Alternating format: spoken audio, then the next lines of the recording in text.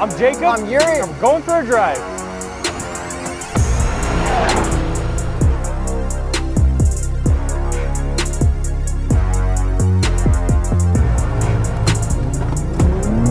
Ooh. Oh, wow.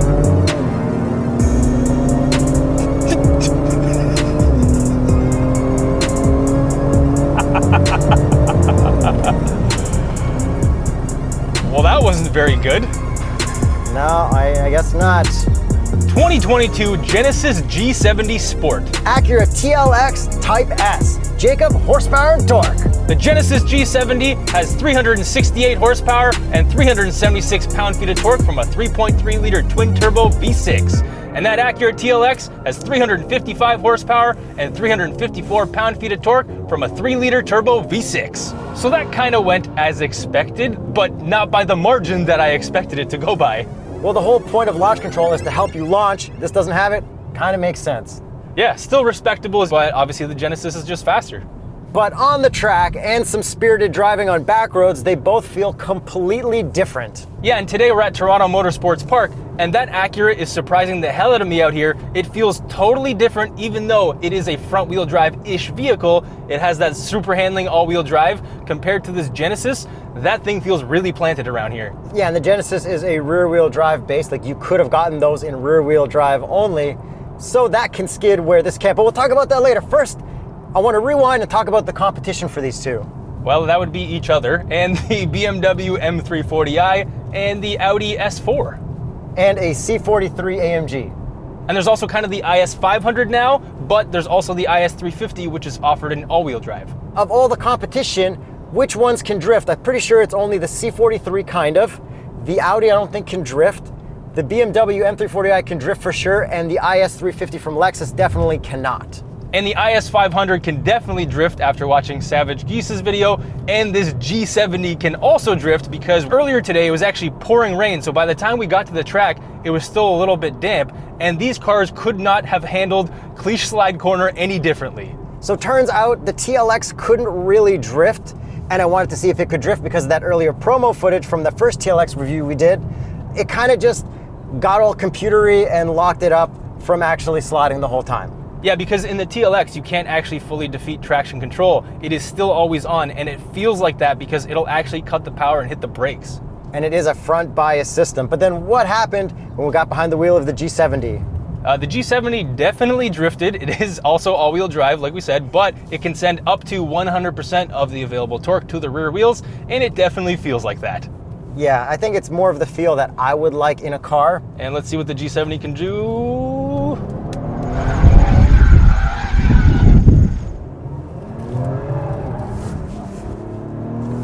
And as you saw there, I floored it when I had it cranked, and it started going, and then in the TLX. So enough about drifting, Yuri. Let's go a little bit faster and send it through these little turns over here. Okay, let's check the chassis dynamics of both of these. And the G70 is pretty composed, but from what I recall, that TLX does want to hook up a lot more than this one does.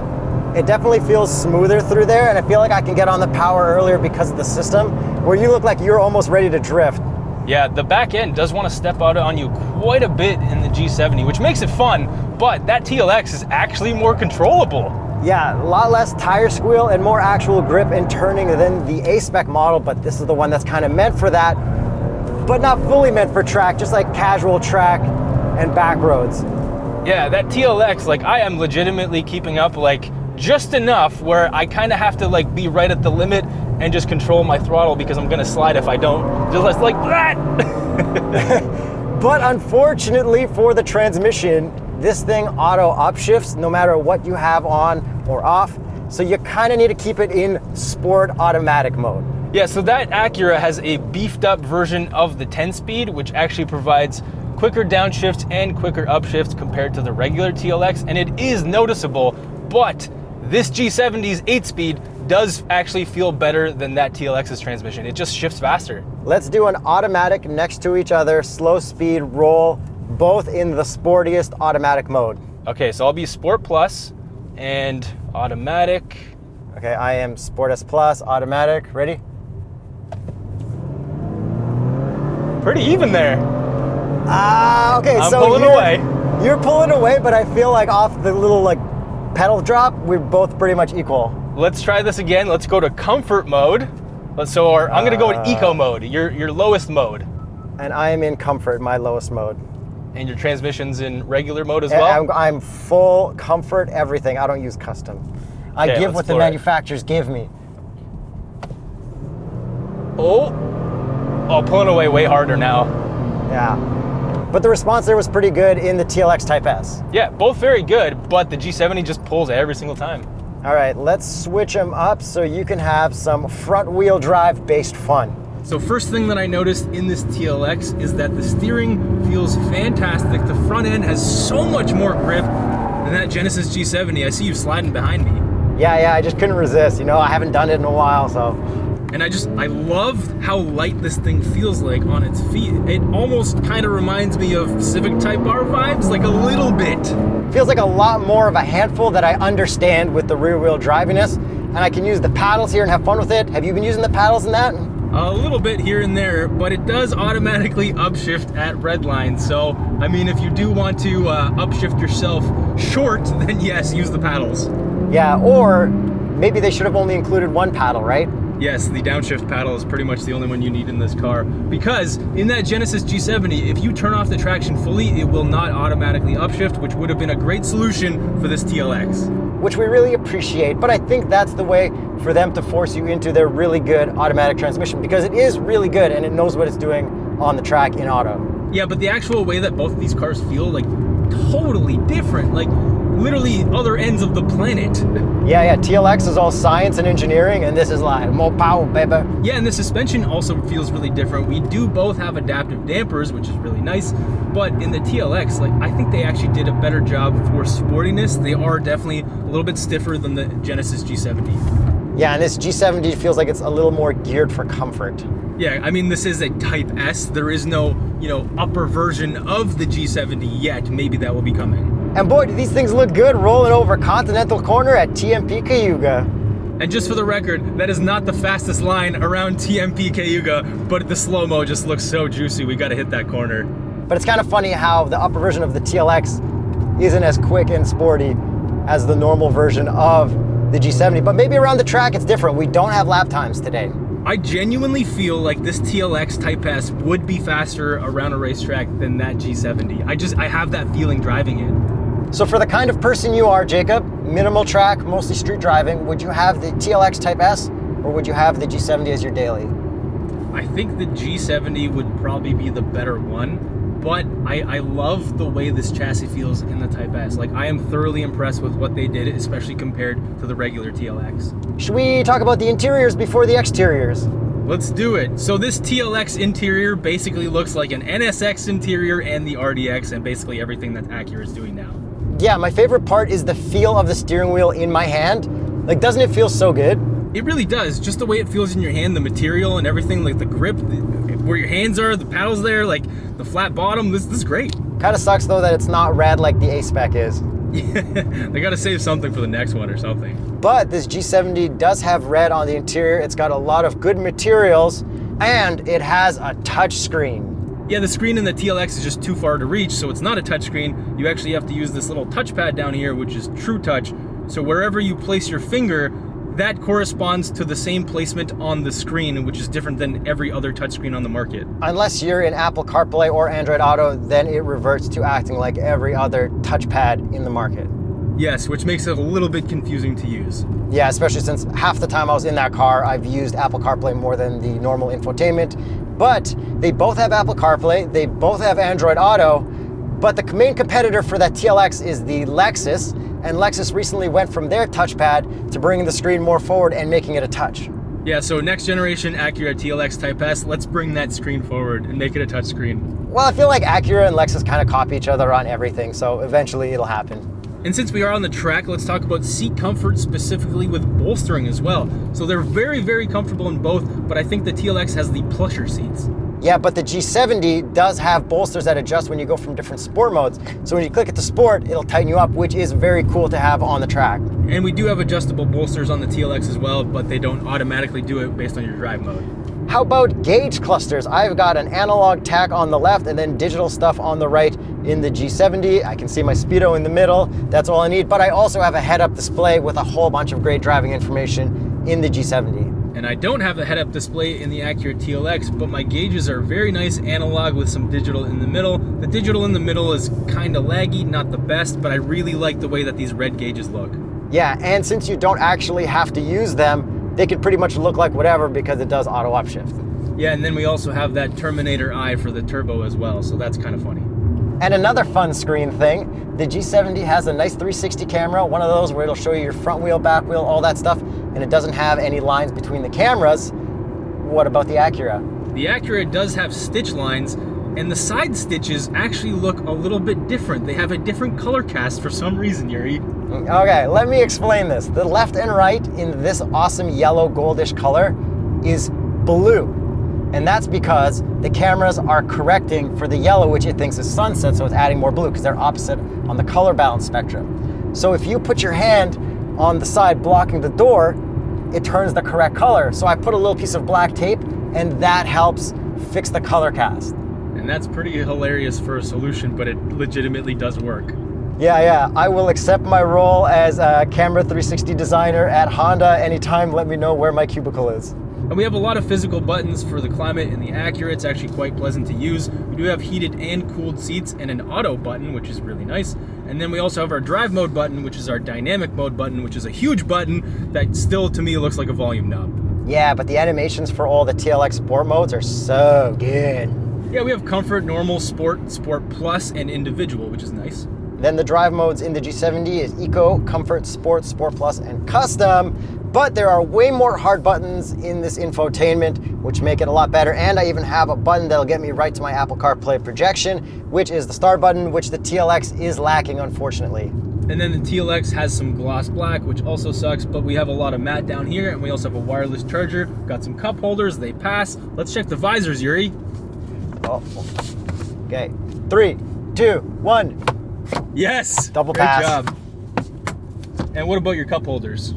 Oh, they're good. They're always good in the Genesis. And then backseat room, a little bit more room in the Acura than there is in the G70. And the G70's front seat has that thing that comes down, carpet that'll like rub on the top of your shoes. Yeah, and then we also have USB ports in the back of the G70, whereas we don't in the back of the TLX. So overall, interior-wise, which one would you rather spend your time in? As nice as this Acura interior is, I am more comfortable in that G70 interior. I think the seats look cooler. I think I like everything function-wise about that G70. Yeah, the G70 interior is just very, very hard to beat, especially with that touchpad system that is kind of hit or miss for a lot of people. So before we get to the looks, let's talk about this exhaust sound. I'm gonna floor it from the inside in Sport Plus. That is pumped in. And in the G70,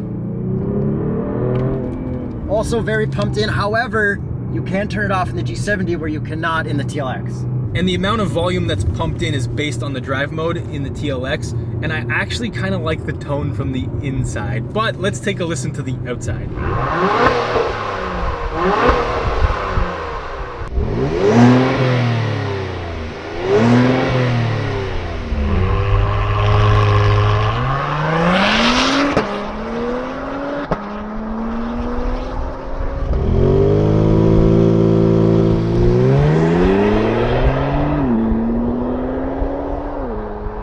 The TLX actually sounds really good from the outside. I'm going to give it the win, and the exhaust tips even look cooler as well. So let's talk about the outside.